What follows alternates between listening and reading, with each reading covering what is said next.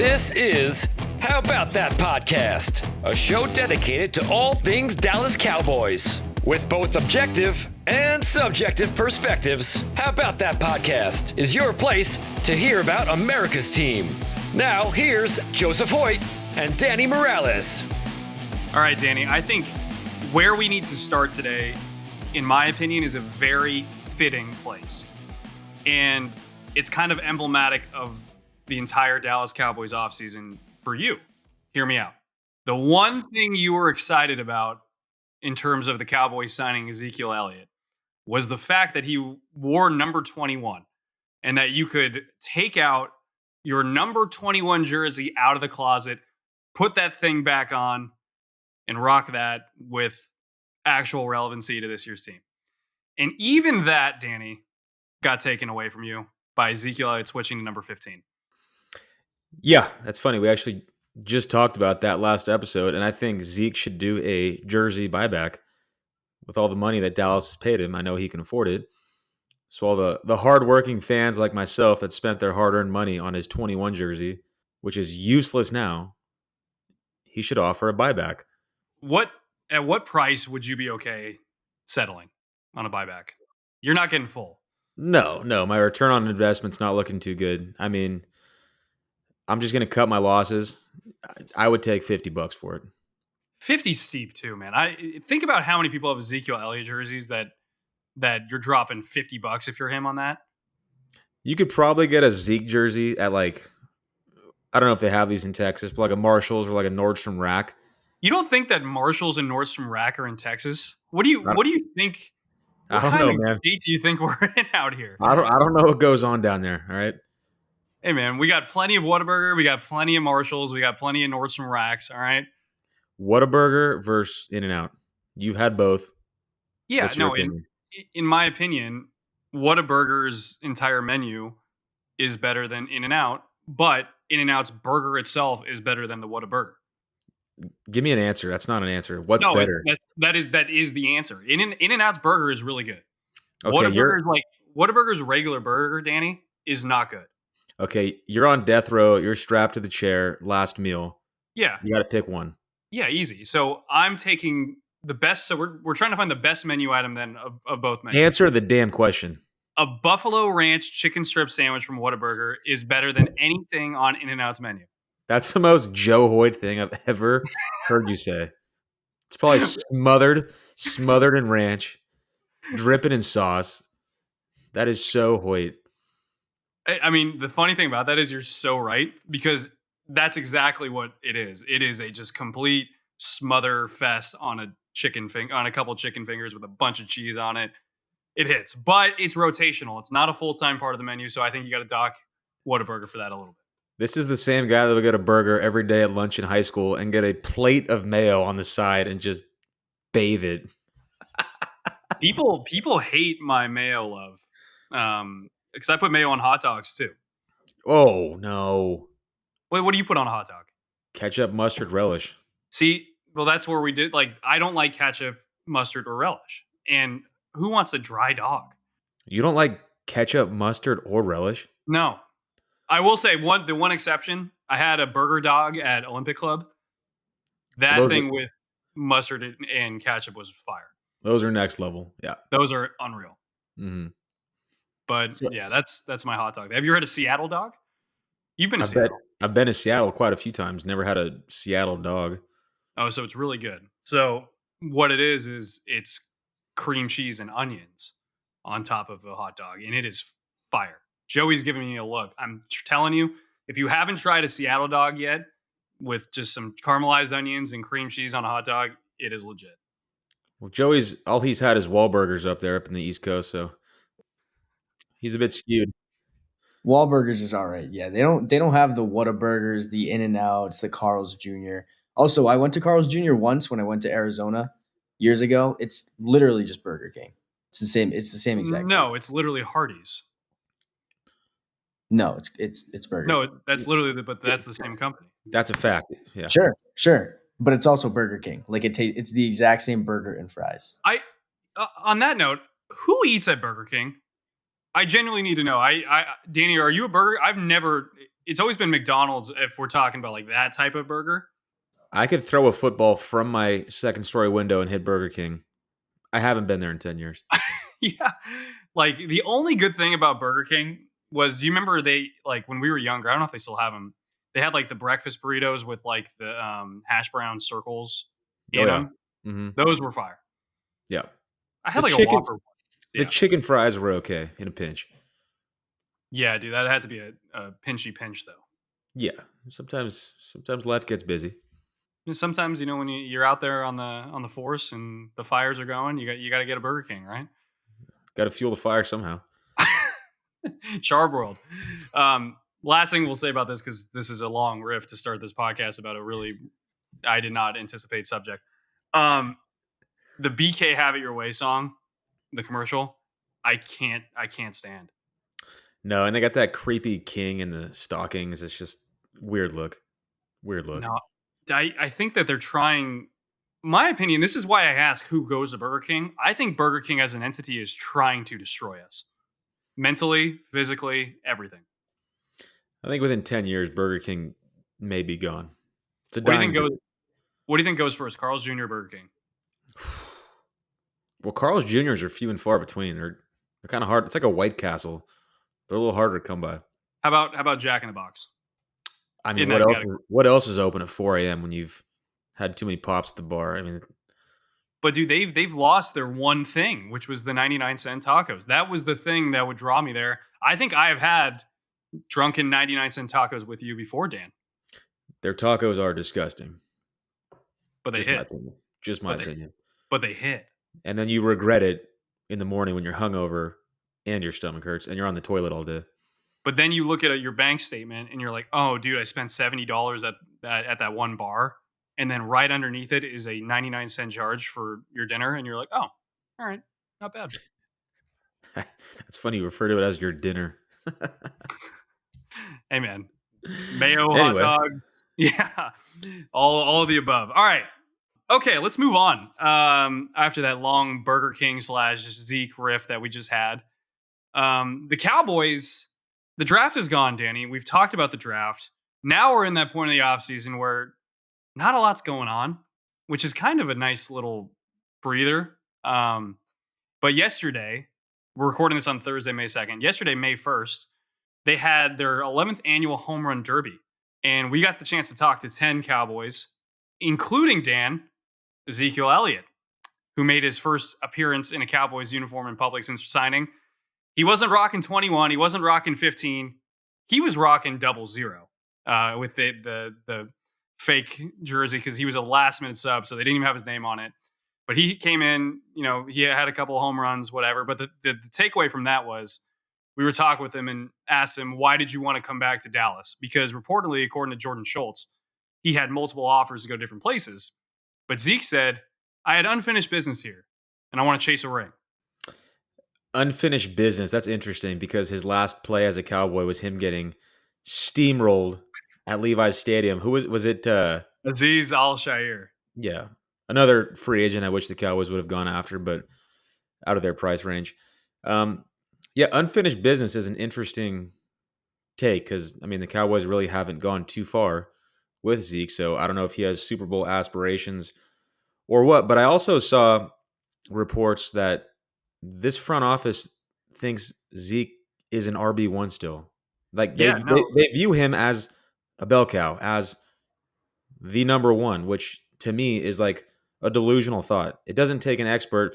You're not a scout. I'm not a scout. We just enjoy football and talking about football. It's pretty obvious this guy is not an RB1 unless you see it different.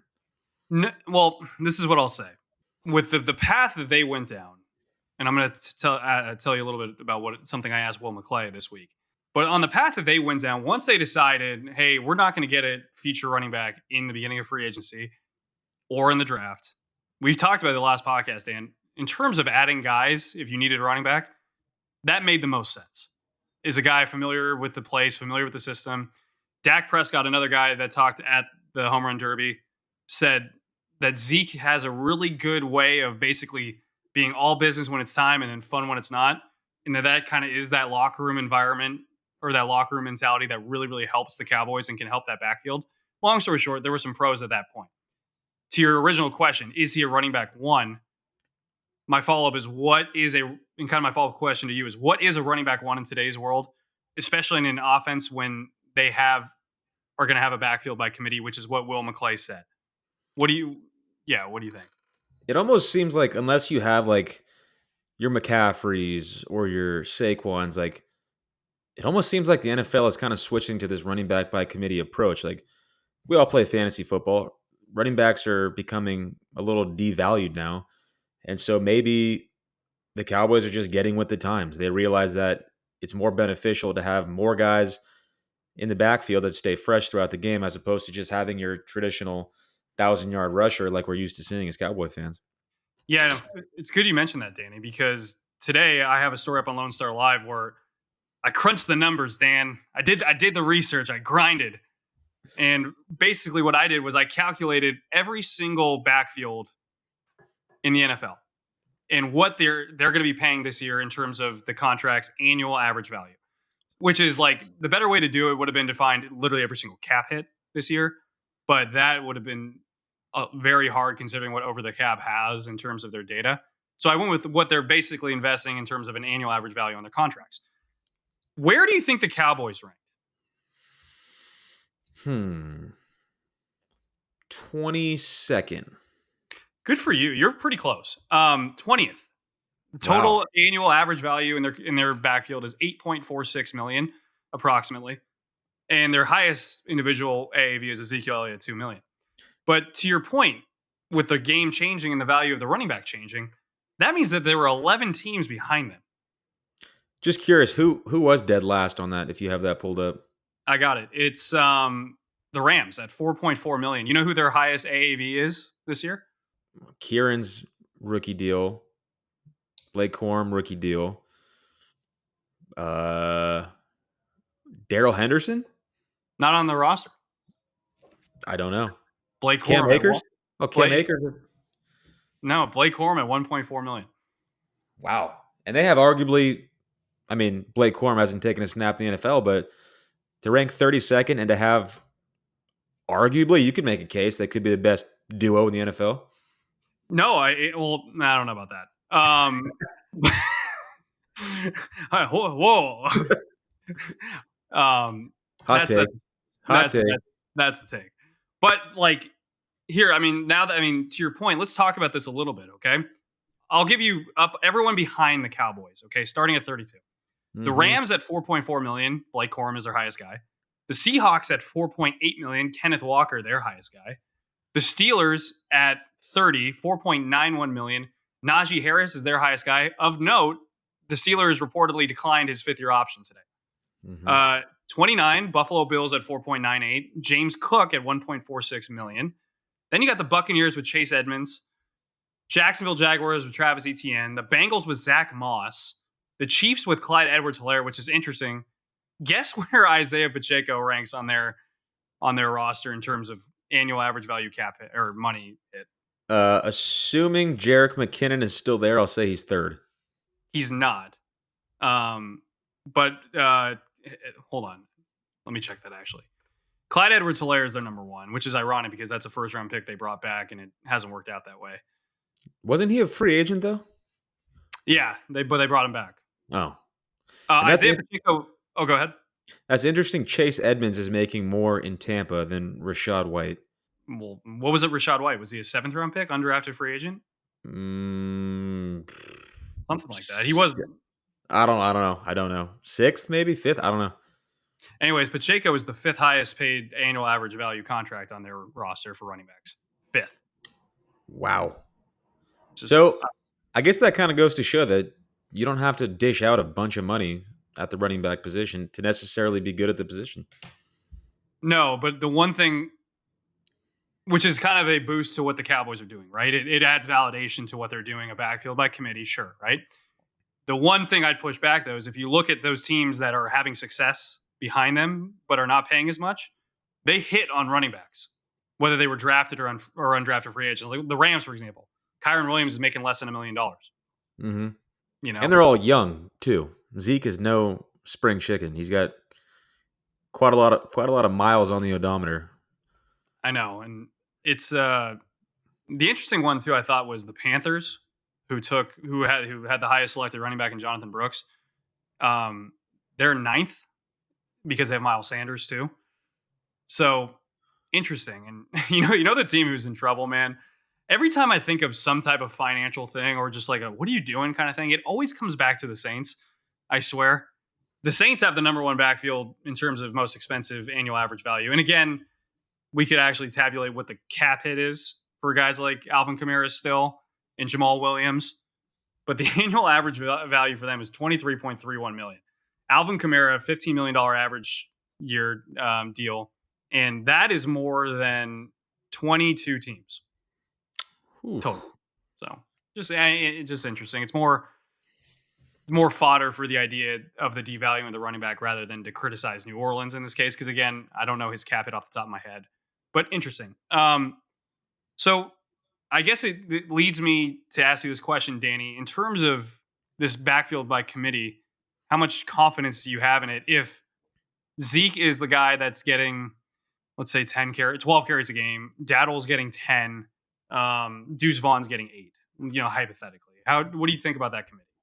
I think it all just depends on what your expectation is or what a successful Cowboys offense would look like. And I've said it before, the Cowboys are not at their best when Dak is forced to drop back and throw 50 times a game. That's when he's prone to make those turnovers, the bad decisions, the bad reads. That's not what we want. From the running game, I don't think you necessarily need a home run hitter. You don't need big plays every time. You need 3, 4, 5 yards a pop just to keep the defense honest.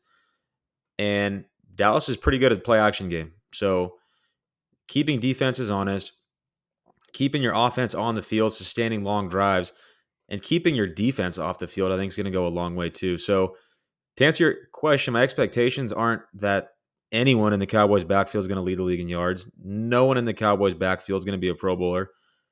But would I want that? Yeah, but I don't think this Cowboys offense needs that to have a successful 2024. No, I think that's well said. I think one note from the great Third Eye Raven, Joey Aliberti. I was trying to give New Orleans kind of a little bit of slack, like, hey, no cap hits, but they're paying a lot of money, in terms of annual average value. It gets worse in New Orleans. According to Joey, Alvin Kamara this season, cap hit of $18.5 million. Next year, Dan, in 2025, $29 million. I wonder if he'll be cut next year. Well, I wonder what the number would be, because you're still going to have to carry a dead cap. So that is brutal. I'm glad Jerry learned his lesson on that one. Yeah, and that's a good note. One thing I kind of wanted to address too is in previous podcasts, I kind of mistakenly alluded to the idea that the Cowboys could use the $6 million cap hit this season somewhere else. No, because once they decide to cut him, that was going to be $6 million, and that was something that even if he was on the roster, they would still pay him. So, so if they cut him, Joey, is that what you're saying? $18 million dead? Wow. So if they were to cut him in 2025, or no, this year he'd carry $18 million in dead cap, an extra $10 million in 2025. That is insane. So that's brutal. Part of me, maybe we'll have to have. I mean, Joey, did the Saints go all in? And just speaking of all in, did they go all in and it just didn't work out? Is this kind of a tale that should kind of validate what the Cowboys have done this offseason? They did a lot of, so they've been doing this sort of cap push thing for years where they just kind of pay a bunch of guys and then they just have to do cap gymnastics where they're like $100 million or like $70 million over the cap at the beginning of the offseason. And then they just basically restructure deals so that pushes like cap hits and dead caps into like years beyond, like into later years. So that's why you see the $29 million dead cap with Kamara. And then I don't know exactly what it was a few years ago, but I know 2020 was like a really bad year for them in terms of like just spending a whole ton of money and just not get like just basically wasted money that they're trying to recover from now. And I've heard Mickey Loomis, their GM, talk about it, and he's just like, yeah, it'll probably take like a couple more years before we're somewhat back to normal. That's wild. Part of me wonders if you were to go on the what if machine, what if, like they planned, the Chiefs didn't trade up ahead of them, they got Patrick Mahomes, they got that type of quarterback on a rookie deal rather than having to pay eventually a big fat deal to Derek Carr. Oh, Derek Carr. I actually like Derek Carr more than the public consensus. I'm not saying he's amazing, but I like him more. You know what's funny? He's cousins with Lad McConkey, right? That's why you like him. Second cousins. Second Is he cousin. really? I actually didn't know that. I should have. No, he's not. Oh, jeez. Joey, What? You're better than that. come on. How am I supposed to know who he's cousins with? You can tell me he's cousins You with think anyone. you think I knew off the top of my head? I don't know. You sounded confident about it. Yeah, there's that. I think we're gonna have to ding Joey's awareness rating on Madden. What do you think? Yeah, the third eye Raven, maybe not so He lost wise an eye. after all. He lost. Now you're the 2-eye Raven. Unreal. All right, Danny. One more thing about the running back position. Let's talk about last season. The Cowboys ran for 1,920 yards in total. What do you think they need to rush for with this backfield by committee? Not an individual guy, but overall to feel good about balancing out what Dak Prescott can do in the passing game. It's so hard to put a number on it, like More or less. because it's How about more or less? more. I'll say more, but that's so game script dependent. It's like it's so hard to put a number on it. I like a balanced offense where your pass and run is not there's not a huge discrepancy in the total in each game. So the easy answer is more. I'll say more. Okay. I'm a proponent for running the ball. I do think the Cowboys offense was extremely predictable last year, though. They would run and run downs and pass downs. You could almost call the play before it even happened. It got pretty predictable. I'm going to go ahead, and I haven't pulled this card yet on Danny on this podcast. I'm going to go ahead and pull that's the subjective fan in you card, just sitting at home, because that is such a trope response by fans. Just FYI. What do you want me to say? Danny, it's predictable. In hindsight, it's predictable because you're looking at it in hindsight. I just gave you the real answer. It is what it is. That's my answer. Well, that's why the subjective and objective. We'll just. Okay, what's your answer? More or less than 1,900? No, more. Yeah, no. I think that if you're going to have a committee running the ball, you're going to have to validate the use of it, in my opinion, and that means that. What's the value of a committee? The rotational ability, keeping guys fresh. I think Tony Pollard was hurt still a little bit coming in the beginning of last season. I think by the end of the season, the offensive line was not as great in terms of run blocking. In my opinion, you're going to have to validate a committee if you're not going to have a feature back.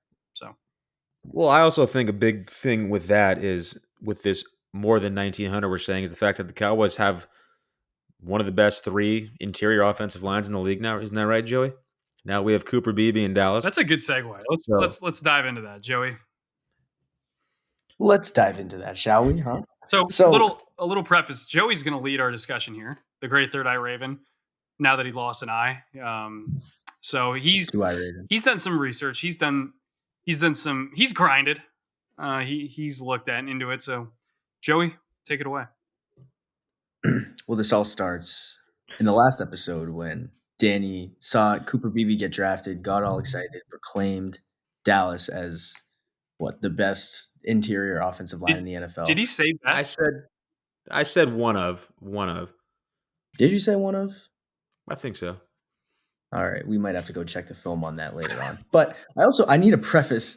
You said what you just said earlier in this episode was probably 3 times as crazy as the interior offensive line. You said that Kyron Williams and Blake Corum is the best running back duo in the NFL. I said arguably they could be one of the best. Have you been to Detroit? All these words. Have you thought of Detroit? Detroit? Montgomery's getting old. Oh.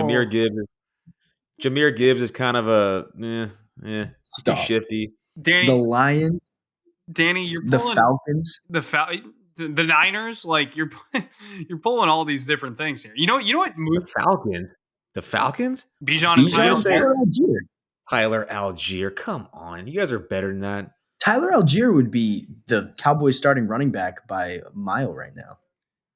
Okay, that's fine, but he wouldn't touch the field in LA. Danny, he wouldn't touch the field in LA. Danny, who would you rather have, Tyler Algier or Ezekiel Elliott? Ooh, Tyler Algier. Yeah. But that doesn't say a whole lot because I didn't want Zeke back in Dallas anyway. Would you rather Dolphins, have Raheem Mostert, Devon Achane. Tyler Algier or Blake Corum? Blake Corum. What was your question there, Joey? No, I was just saying the Dolphins. You got Devon Achane and Raheem Mostert. Well, that's a sore subject because they snaked the Cowboys from getting Jalen Wright, so I don't want to talk about Miami. Quick aside, and I know we got to dive into this interior offensive line discussion because that's relevant to the Cowboys. Mike McDaniel is addicted to speed, like not the actual drug, but the idea of speed.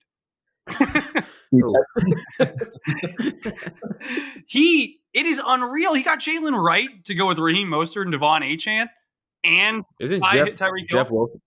Is Jeff Wilson still there? and Jeff Wilson. That's the power guy. But even he probably runs like a high 4.4, maybe low 4.5. So why does anyone need that many running backs? I don't understand. They get hurt a lot. They do. Mostert too, and Wilson, yeah, and then Achane. Achane's tiny. He bulked up though, kind of like Blake Corum, but he's not as fast as Achane. Okay, we'll check back at the end of the year when the Rams are top 3 in the league in rushing, and just like the NFL draft, I'll say I told you so. First off, running backs these days, I feel like you got to take the receiving aspect into account. Not saying that Tyron isn't total a yards. receiver. Sure, scrimmage yards for running backs, but crazy. Anyways, interior offensive linemen. So this all started when you said what you said after Cooper Beebe because you think so highly of this third-round guard that will be playing center for the first time in his life. And I get it. He showed some real flashes at Kansas State. You know, he seems like a very strong play as a center. As a Cowboy drafting an offensive lineman, he could have a great career and be a great player. But we can't proclaim this right now, was my point. So I did a little background research.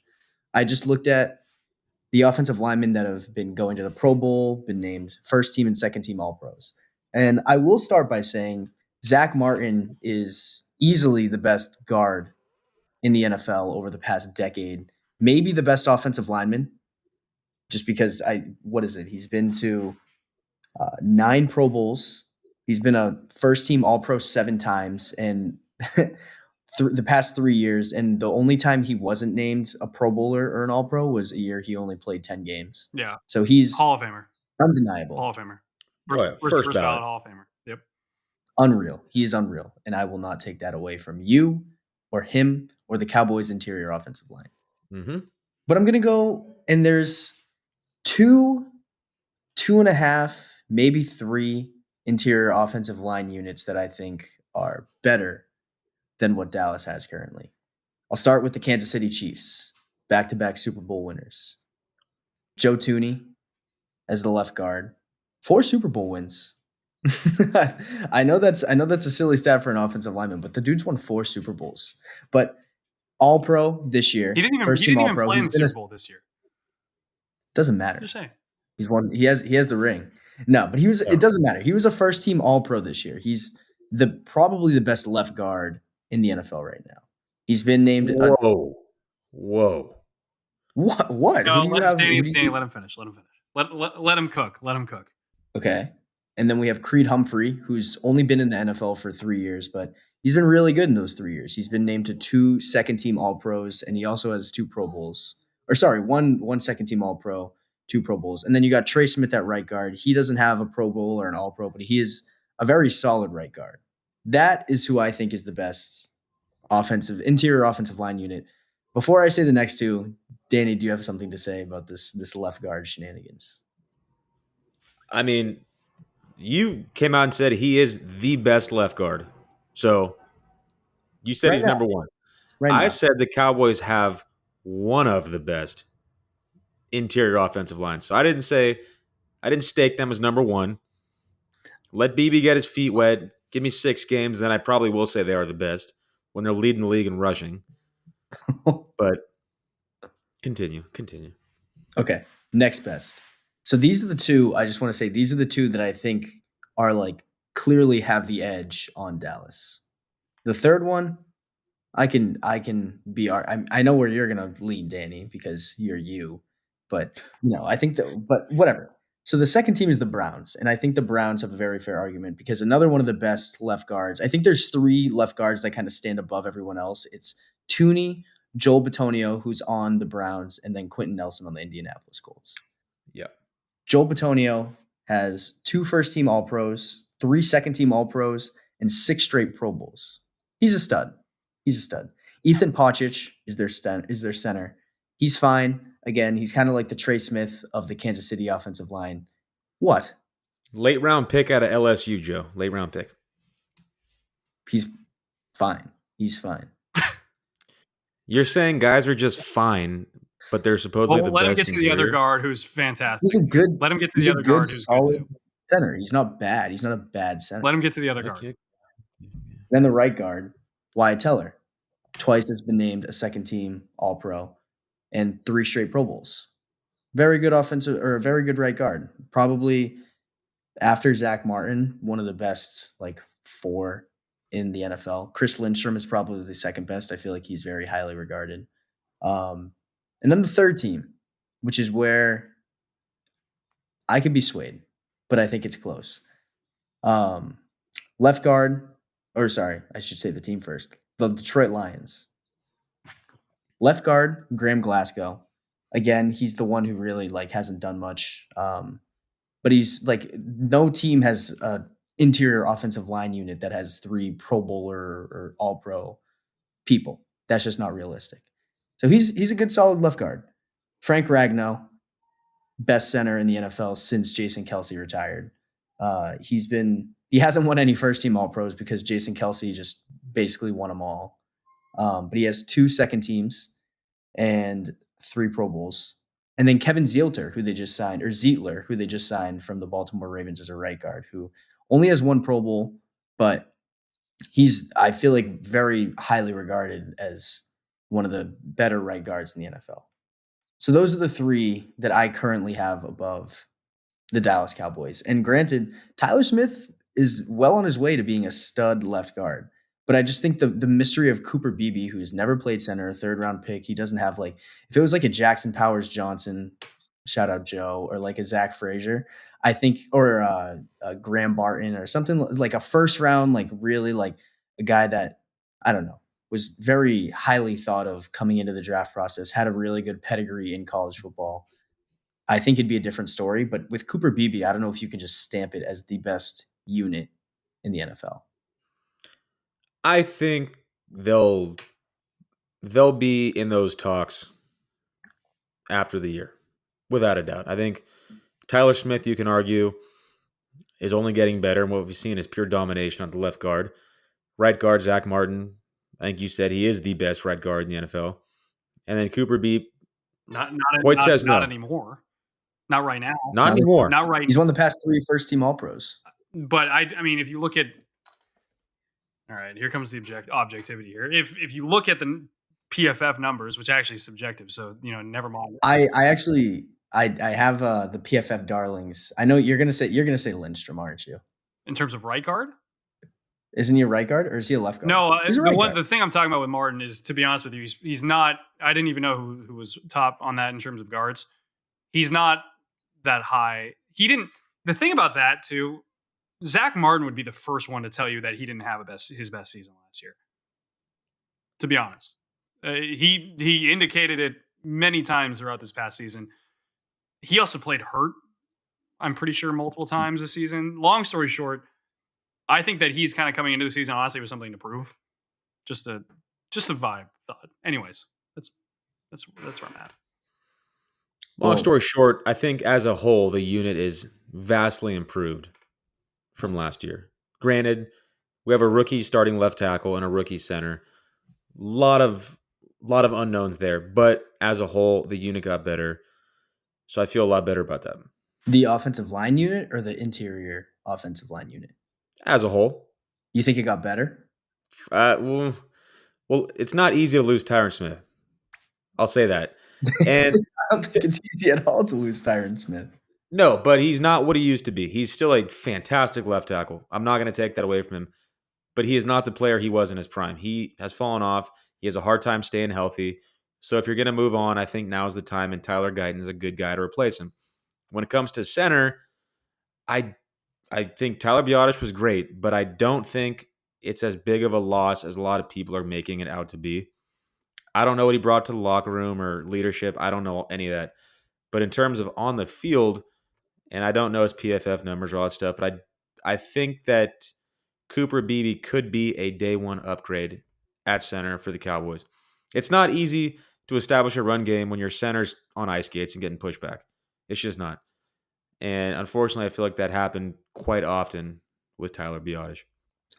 I don't know if Cooper Beebe will be. No one knows if he'll be an upgrade or a downgrade to what they currently have. But I, it's too early to to just judge him now. I I Is all I'm think saying. I think one thing you guys are hitting on is the fact that there are two significant changes to this Cowboys offensive line.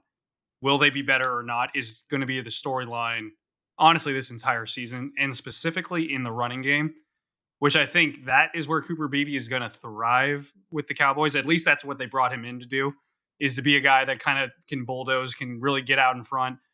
Thing about Cooper Beebe too, by the way, Dan, one thing that really sticks out to me is just how wide. Like, I'm not talking like it's the same thing with Jonathan Hankins in terms of like you look at the shoulders is something that Dan Quinn talked about a lot, and just like the width, like Yeah. he when he turns his and he gets like his chest upwards and is looking upfield, that is a sight that there's a lot of area he's covering, surface area covering, and that's not a sight that I think DBs and linebackers want to see. So No, he's built like a refrigerator. There's no Coke bottle shape. You know what I mean? Like he doesn't just get any thinner at all. He's just a wide, boxy human being, if that makes sense. it does. Like you look at some tackles or just some bigger people in general, and they carry a lot of their weight in their upper half. He is very proportioned. He is just big up top and he's got big legs too. So I mean, and next to Tyler Smith and Zach Martin, I mean, I don't know. To Danny's point, at the end of the season, we'll check in on this idea, right? But that is three. I feel good about putting a rookie in between those two on the interior. So, yeah, and also the other thing with Cooper Beebe versus like Jackson Powers Johnson, if the Cowboys were going to get Jackson Powers Johnson, they would have had to do in the second round. And he was gone by the time they picked, I believe. So they would have had to even like trade up for him or do it in the first. yeah. So Mhm. hypothetically, you're either not getting Marshawn Nealon as part of this equation or Tyler Guyton too. So having Cooper Beebe your third guy that you're getting to go with those two is probably better than losing one of those guys and Cooper Beebe, but then replacing them with Jackson Powers Johnson. In theory, Yeah, and I think losing Tyron Smith will be more apparent when we watch the Cowboys play next year than it will be with Tyler Biotish. There'll be more growing pains at left tackle because it's a little bit harder to hide a rookie left tackle in pass pro unless you leave your tight end in. And so I think BB's going to step in and be a great run blocker from day one. Tyler Guyton could have his struggles switching over to the left side to start. the thing too, I think I want to hit on with you, Danny, and I kind of want to establish myself. The expectations specifically, I think, for Tyler Guyton and Cooper Beebe, honestly, are going to be very high for rookies that, and to be honest, probably higher than they should be from fans externally, etc. Yeah, I mean, without it, it's not fair to have a rookie come in to replace Tyron Smith from day one and to expect the same production immediately as soon as he steps onto the field. It's just not a recipe for success. And you look at all these reports on Tyler Guyton, and the things that come out are he's raw, but he's very toolsy, and he's a projectable player, and a lot of people view him as a project. Well, whether like it or not, he's going to be the day one starter, whether he's a project or a finished product. And so it's going to be trial and error with him at left tackle. There's going to be a lot of growing pains, like there were with Tyler Smith. But look at Tyler Smith now. He's a great left guard. So you just got to play through the pain. I don't know why you're declaring that Tyler Guyton's going to be the day one left tackle when they have Chuma Edoga on the roster. That's what I'm wondering. Well, I mean, don't get me started, but you don't take a guy in the first round to not start him at left tackle. We gotta get you to training camp so you can meet Chuma Edoga and just talk shop with him. I'd rather talk to Awesome Richards, but Hey, you got it. There you go. it's no longer a scene. Awesome Richard. There's some growth. I also want to mention The Saints, speaking of the Saints, Trevor Penning was a first-round pick left tackle He's just a awful. couple years ago. Yeah, and raw guy, huge, massive, all the athletic tools. Just hasn't panned out. It's possible. Tyler Guyton's different. Oh, yeah. He's wearing the He star. played. It's different. He played in the Big 12. He didn't play at Northern Iowa. Is that where Penning went? Mhm. Yeah. Yeah, small school guy, first round. Those don't work out. Oklahoma Sooners in the first round. Those guys hit.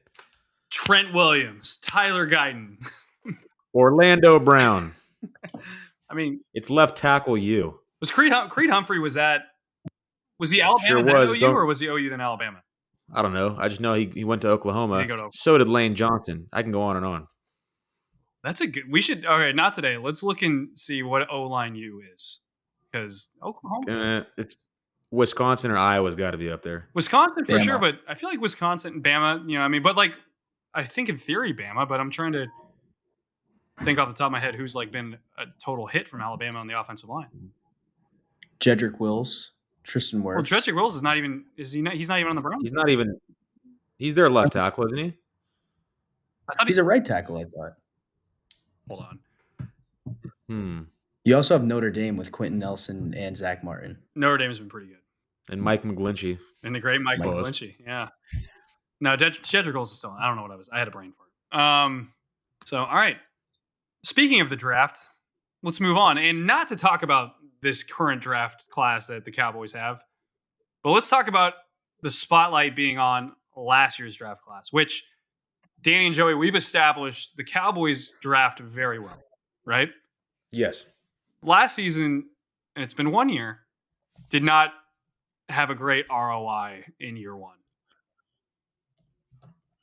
So No. I'm gonna list the Cowboys draft picks from last season, and let that soak in a little bit for you. Okay, at 26 overall, they took Mozzie Smith from Michigan.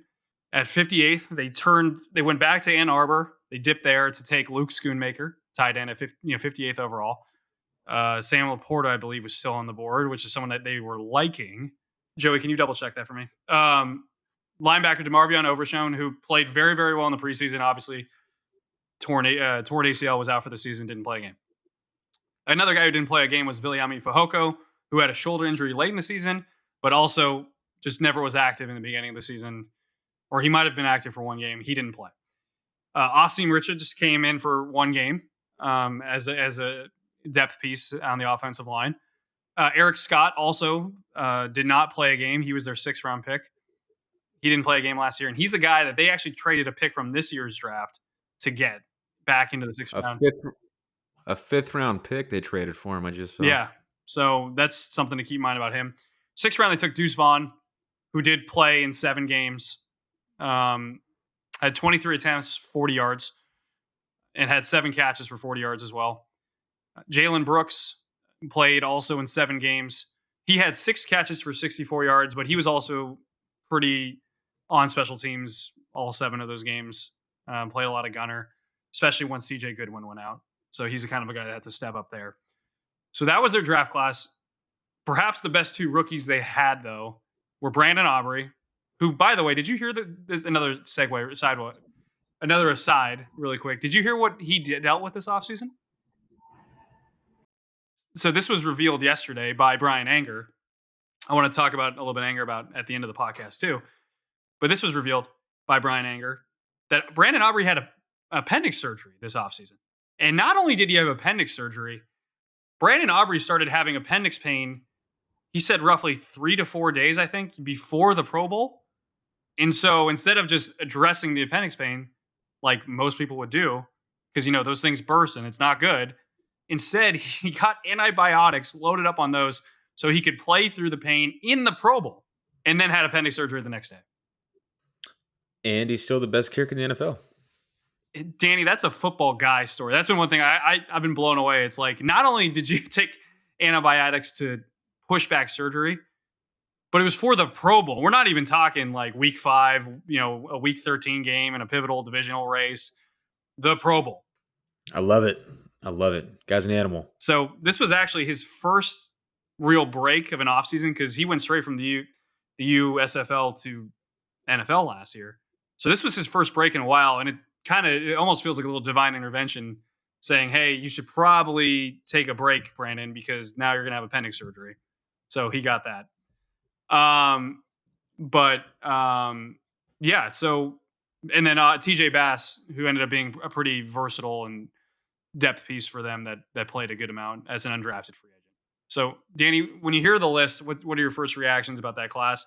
Knowing what Will McClay said, by the way, this week, they need to step up, that class specifically. They didn't get a lot of free agents due to contract stuff. They're relying on that class. What are your thoughts? Just kind of thinking back to that class, also knowing what they're going to have to do. Well, no one likes the Cowboys drafting more than the Cowboys. They have a ton of confidence in who they take, and it's a very prideful thing, as shown by their lack of free agent spending. To be honest, when they took Mozzie Smith at 26 last year, I was a fan. I thought he fit a big area of need. He was on that freak list. Seemed like an immovable object, and it just didn't really work out in year one. But why? Which is fine. Why? You mentioned fill the big area of need, and I think that's one of the things with Mozzie is, like, in theory, the ability to get a run stuffer at that nose tackle kind of interior line to help a run defense that was not good against, especially knowing who they'd have to face in, Philly and San Francisco and good running teams. Mm-hmm. It made sense. Detroit. It made sense. Yeah. Yeah, the pick made a ton of sense, and he had a hard time getting on the field, and when he did, that college production from Michigan just wasn't really translating to the NFL. So with Hankins gone, I think that tells you all you need to know about what they think he can do in year two. They took that 7th round pick, but I don't think that's going to stop Mozzie from getting on the field. I think it's his year, it's his position, it's his time to shine.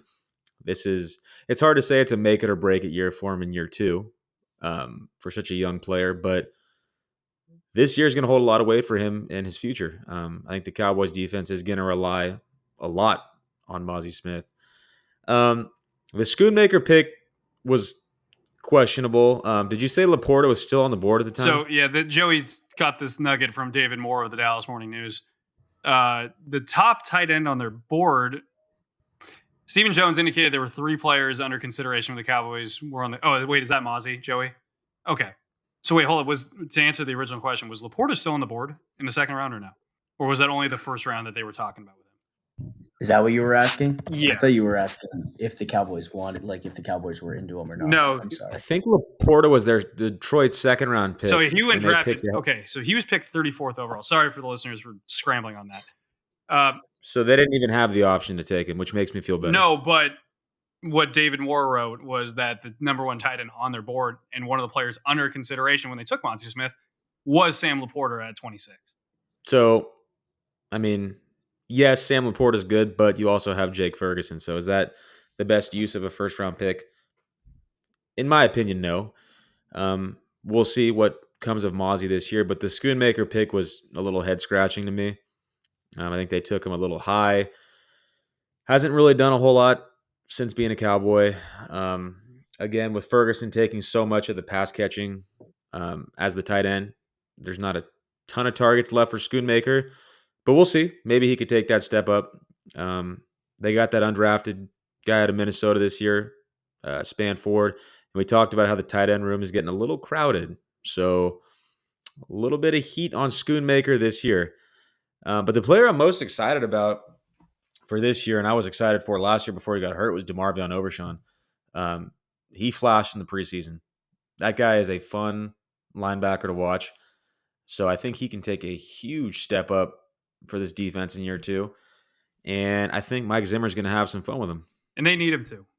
And I know, we talked with Eric Kendricks for the first time yesterday, and he said that the reason he chose to sign with the Cowboys over the Niners, even though he agreed to terms with them originally, was he kind of did some thinking and realized, wait, I'm just going to be the Dre Greenlaw replacement until Dre Greenlaw comes back. But in Dallas, I could be the Mike, and I could be the guy, and I could be the guy that also teaches Zimmer's system a little bit. And so I think that you don't have to worry about it there. But that will linebacker spot, is something that I think between him and Damone Clark, and both of them are going to play.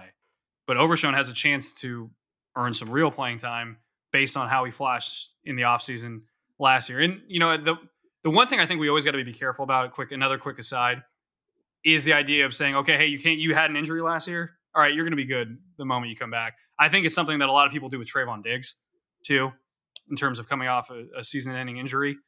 We saw last year as a great example. In theory, the idea to cut Ezekiel Elliott for Tony Pollard being the number one guy made a lot of sense, right? In actuality, I think people underestimated how long it would take for Tony Pollard to really fully heal, get his confidence back, and hit the ground running. And Tony Pollard talked about that a lot last year. He was very open, like, yeah, no, I'm a little bit off in the beginning of the season. I'm getting there. Well, actually, he would say it in hindsight. In the moment, he's like, I'm good. And then, like, 6 weeks later, he'd be like, yeah, I'm feeling better now. Actually, now that I think about it. So, anyways. And another guy, too, that it'll be interesting to see what role he has on this team, if any at all, is Eric Scott. I think they were pretty open and honest about the fact that was a Dan Quinn pick. He liked the length or the arm length of Eric Scott. Didn't really see a whole lot from him in his rookie year. They picked up Kalen Carson in the draft, who I like a lot. So maybe your special teams guy if he hangs around on the roster, practice squad, but it might be tough for him to crack the 53 with what they got in that room now. So looking at it a year into the past or into the future after last year's draft, it's not looking so great, but Mozzie Smith can take a huge step forward. DeMarvion Overshawn could step up, and that could change the grade completely. So, yeah, and they'll need a second tight end to step up too. The other guy that will have a chance to earn time in a rotational position based on who they lost, Viliami Fehoko. You know, that's a guy you invested a 4th round pick in. That's a St. Francis Lancer, Danny. I know. I liked the player. I liked that he's local, San Jose State, and then I saw that he went to St. Francis and lost a few points in my book. Yeah, for the listeners, St. Francis is a rival of where me and Danny went. But hey, what did we end like the Sarah's like 20-year losing streak at St. Francis? There was some kind of thing. Something long. It was fun. But have you heard if the plan is to put Marquise Bell back at safety? Yes. Do you think he'll replace Jaron Kearse now that he's gone? Yes. And just kind of fill that void? Yes. That is my again, not that's my thought. That makes a lot of sense. I think Marquise Bell, and Danny, you can disagree with me or correct me or even agree with me if you'd like. What a concept. But I thought Marquise Bell, for what he was asked to do last year, played well. For what he was, it's all perspective. Like, he's a safety. He's a safety that was asked to play linebacker, undersized. We're talking about an undrafted, undersized safety out of Florida A&M, and we expect him to step in and be a linebacker for this defense. And I think the expectations were a little unfair, I guess to say, for someone of his size. And it showed in the run game. Teams just ran it down the Cowboys' throat because they were so small in the box. And I think if he gets back to his natural position, now I'm assuming he might slim down a little bit to go back to safety, but to kick him back out to safety, to put Kendricks in the linebacker, Leafau, Overshawn, I think the defense will look a lot better in 2024 with him as a safety. So I think it's key that he somehow finds a way to stay on the field because he is a playmaker. There's no doubt about that. When he's on the field, he makes plays. I just don't think he was in the best position to succeed or utilize his skill set to the best of his abilities with where he was placed in the defense last year. No, I agree. My favorite Marquise Bell story from last season was, remember when Micah Parsons, I think, had 2.5, 3 sacks against Carolina? He at least had, I think he had 3, and they later checked it down to one of them being a half sack. Anyways, he played out of his mind. But there was a sideline report like, hey, Micah's also sick. He's puking on the sideline. He's under the weather. Do you remember why he was puking?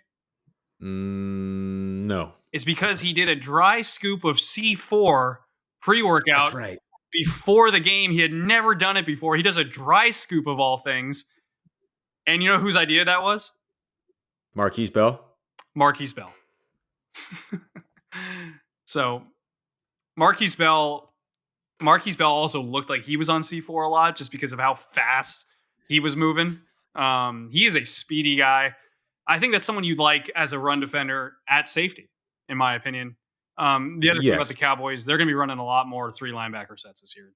2-3 linebacker sets. So it was funny. I had this idea when we were talking about Mike Zimmer coming in, and I had this idea to say, like, okay, well, how much of a difference would it be? How much dime and nickel did the Cowboys actually run last year? Let me go to their last game or let me go to the Lions game. I think I did, and I'm going to just chart what their defensive sets were. What was it? Nickel? Was it base? Was it dime? Blah blah blah blah blah. And like halfway through, I'm like, wait, it's only been nickel and dime. They've only had one linebacker on the field many times, and I'm like, duh, because that's what they only had 2 linebackers available last year on the active roster by the end of the season, and 2, that's what Dan Quinn was running. So I was like, scrap the whole project, done, dumb idea, move on. Yeah, you can only use what you have, but to stay in that defense when you're getting the ball run down your throat and you're still so small, and you have so many DBs on the field, like make an adjustment. It was so frustrating to watch. No, I can imagine. But yeah, I think at the very least they need guys on this from last year's draft class to step up, no doubt. All right, let's move on.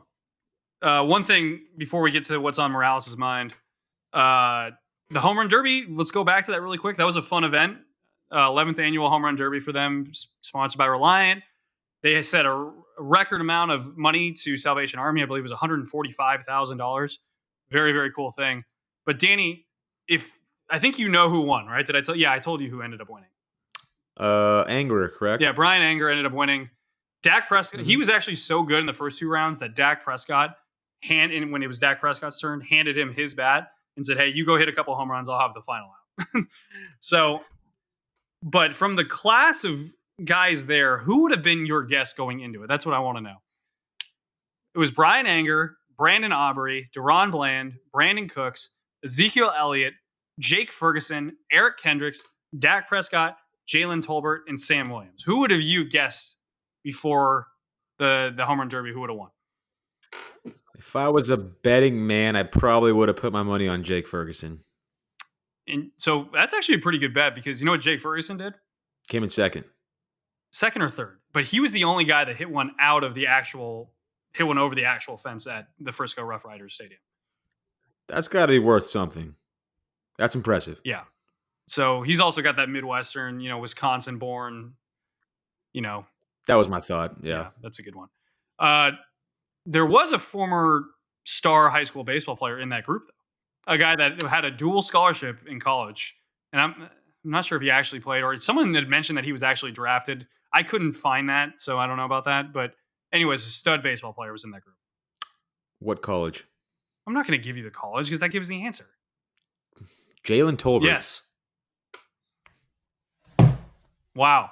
Lucky guess. Center fielder Jalen Tolbert, star high school baseball player in Mobile, had a potential baseball future and focused on football. I could see it. He had these batting gloves, these Adidas batting gloves, by the way. And for context, some of the guys were sharing batting gloves because that's not something they just have on deck. Jalen Tolbert had these icy white, like literally like glittery ice on the Adidas logo, like fresh white gloves that had like camo on the interior too. And I'm like, where did you get these? Like, oh, just had them around the house. Did he have a nice swing at least? He did. He did the thing, Danny, like where an actual good baseball player steps into a batter's box and instead of like hitting home run derby, like launch angle things, they hit like line drives and then they try to hit launch angles and they just hit up. Yeah. That's what he did. Makes sense. It's kind of what a lot of baseball players do when they play softball for the first time. Yeah. Side note. Kind of like you did when I brought you out. Oh, yeah. I didn't play well that day. I will say the last time I played softball, I played very well, though. So I didn't see it. Yep. That's it is what it is. You know what I have really quickly? I'm going to show you because my nose is. I don't want to ruin this investment, and it's very fragile.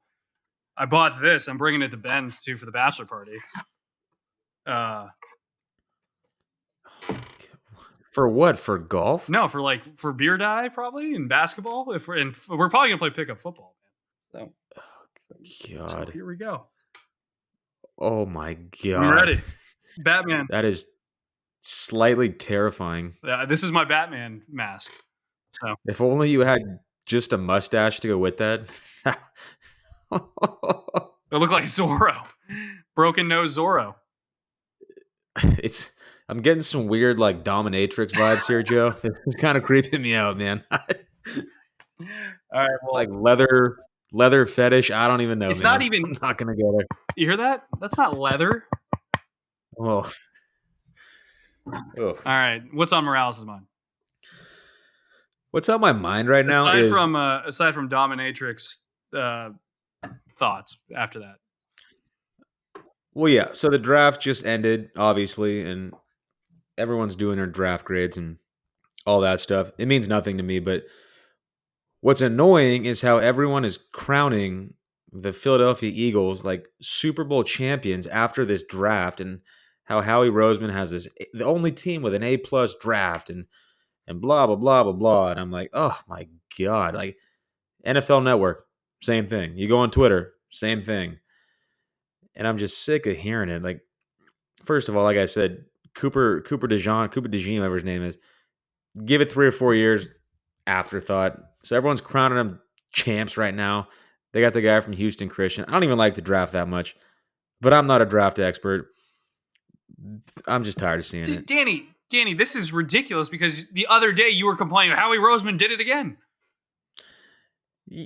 Literally. But I'm just tired of hearing it. Well, there's a difference between I'm tired of hearing it and now you saying I don't even like the draft that much.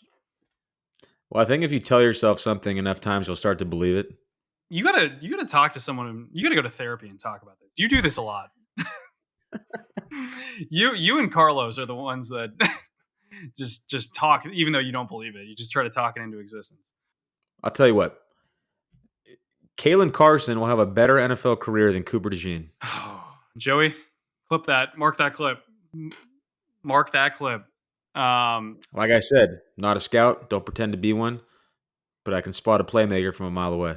I will say, because Nick Wright had that kind of rant about, everyone crowning Howie Roseman after the draft, blah, blah, blah. And it's because his draft picks look well on external draft boards of like, how is that guy still available? And then he takes them. I get that a little bit, but the one thing I'll say is Howie Roseman's also had some good picks, and even ones that and some of the bad picks were against draft boards, like Jalen Reagor, bad pick, but also that was a reach. Everyone thought so. Yeah, and I also heard I didn't fact check this one, but I also heard he picked up a 3rd, 4th, and a 5th for next year while moving down in this year's draft. So I don't know how he does it. I mean, that's what the thing with the Nick Wright thing was like. He's good at the draft. Jordan Mailata, what round was he? Right? They draft good players all the time. Jalen Hurts was against everyone externally. Everyone said, "Wait, Jalen Hurts? Like, what are you doing with that? You have Carson Wentz." That worked out pretty well. I get what you're saying, Dan. I respect what's on your mind, and I think it's more out of a place of, as Deion Sanders would say, negative admiration. Or what did he say yesterday on Twitter? Didn't see it. There was something about like people, it's negative admiration. They want to see you fail because they can't be in your shoes. And it's like, bro, you went 4-8 last year and one winning conference. Chill out. Anyways. All right.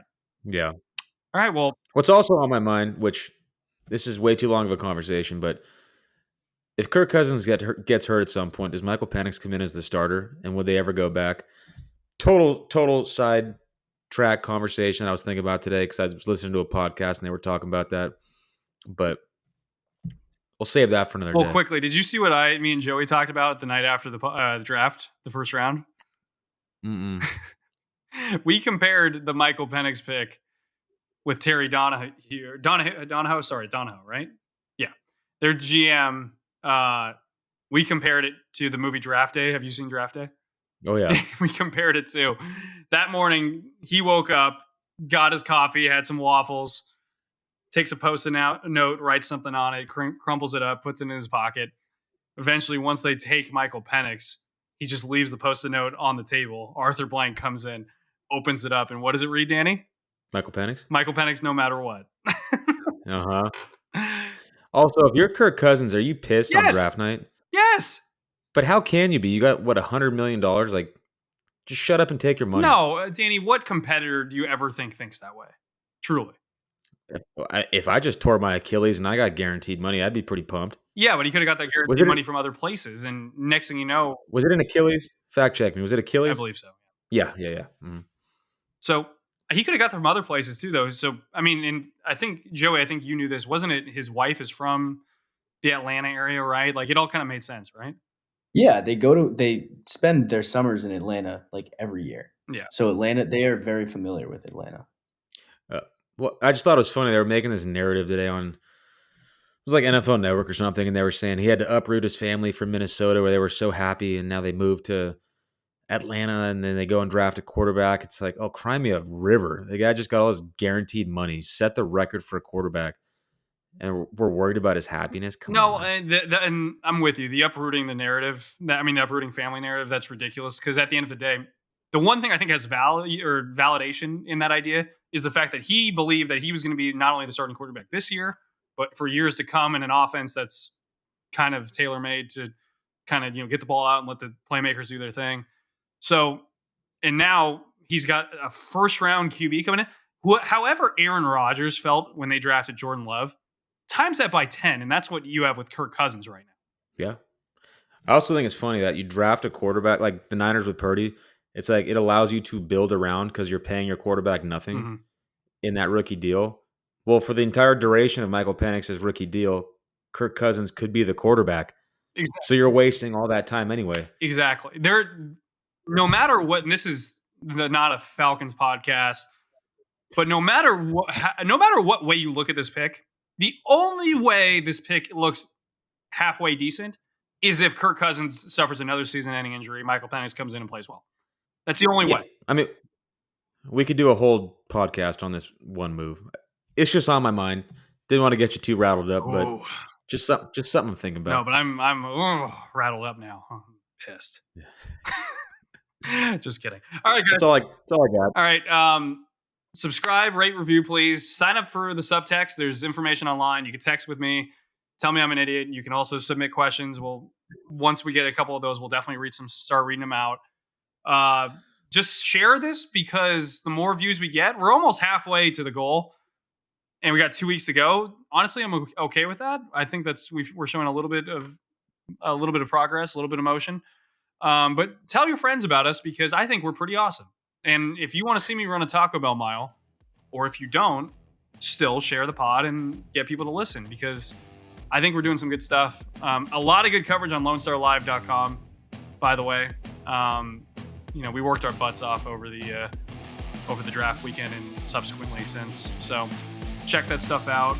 And as always, tune in again for another episode of How About That Podcast. Thanks for listening to How About That Podcast.